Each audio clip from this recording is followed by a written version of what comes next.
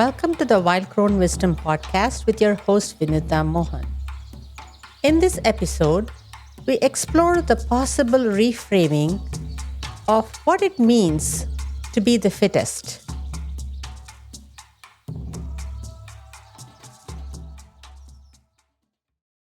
Summer is officially here, and with it, a sense of unease that's hard to shake. The world feels like it's burning, literally and figuratively.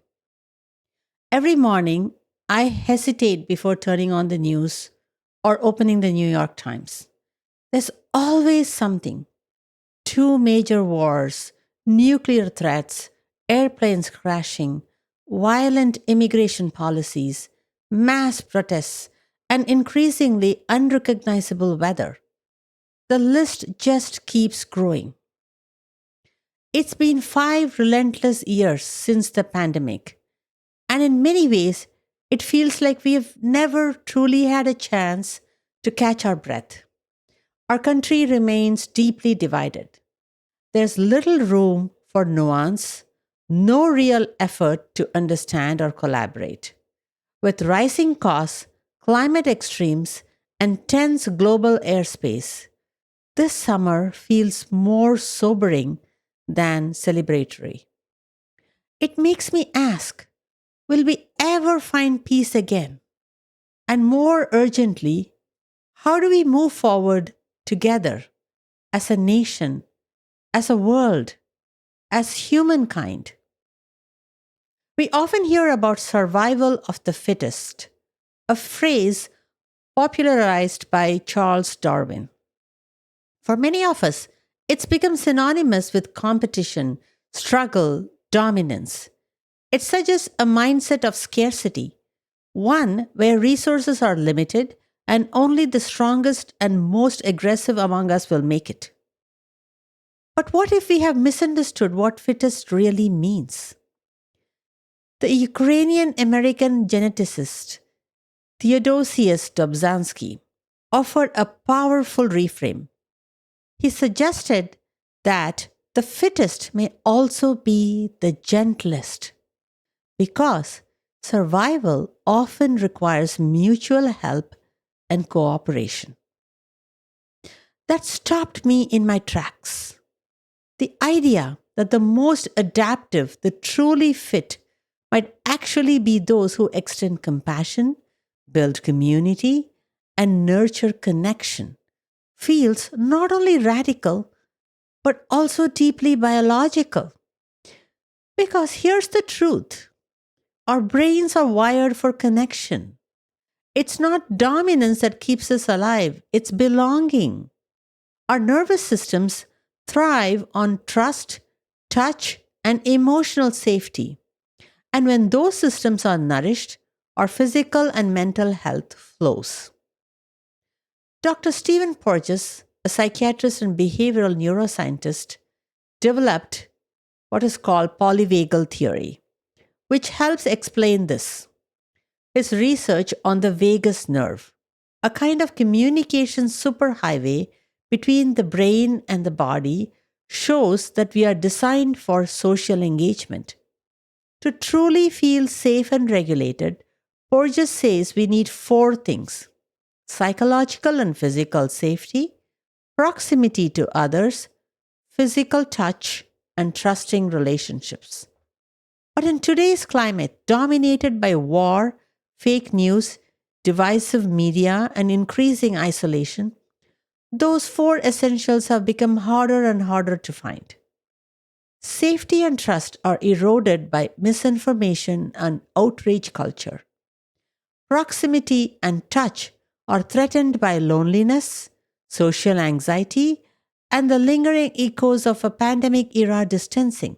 As a result, our nervous systems are overtaxed, leading to spikes in stress, illness, autoimmune diseases, depression, and disconnection.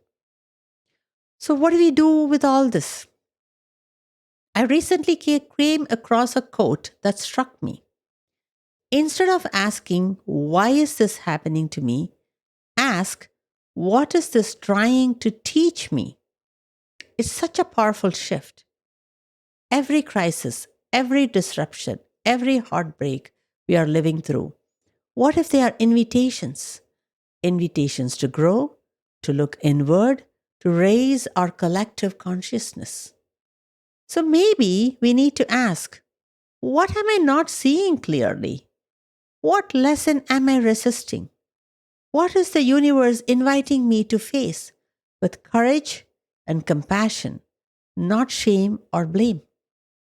If enough of us begin to ask these questions, not just individually, but communally, we may be able to imagine a new kind of survival, one that's less about fear and more about empathy, less about dominating and more about belonging, less about surviving and more about thriving. So, as this hot, heavy summer unfolds, I leave you with this thought. Let's choose gentleness over aggression. Let's choose compassion over competition. Let's choose cooperation over conflict. Because if we don't, if we continue down the path of division and dominance, we may leave behind a world that our children and grandchildren will struggle to recognize, let alone survive. But if we learn now, together, we might just look back one day with gratitude for what this moment taught us.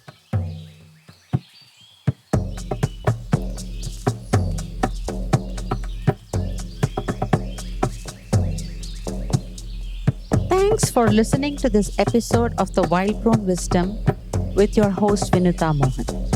I'm a licensed marriage and family therapist from the Bay Area, California, specializing in trauma and attachment repair. I'm also a certified EMDR specialist and a certified shamanic practitioner. In this podcast series, we delve into the journey of our spiritual essence having a human experience.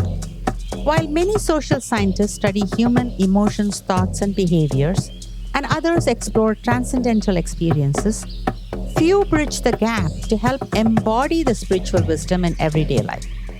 I call this the psycho-spiritual path.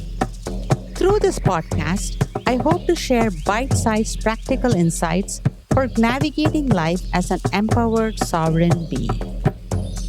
If you found this episode valuable, we'd greatly appreciate your support. Please consider rating, reviewing, commenting, and subscribing on your podcast platform to help us reach a wider audience. You can explore more of my writings on Medium by following the link in the show notes. We'd also love to hear about your experience, so feel free to share your thoughts with us at Wild Crone Wisdom Podcast at gmail.com. Thank you for being part of our journey. Please be advised the information provided in the Wild Crone Wisdom podcast is intended for general information purposes only. Vinutha Mohan is a licensed therapist and healer. However, the content shared in this podcast does not replace or constitute professional advice, therapy, or counseling. It is essential to consult with a qualified mental health professional for personalized guidance regarding your unique circumstances. Thank you.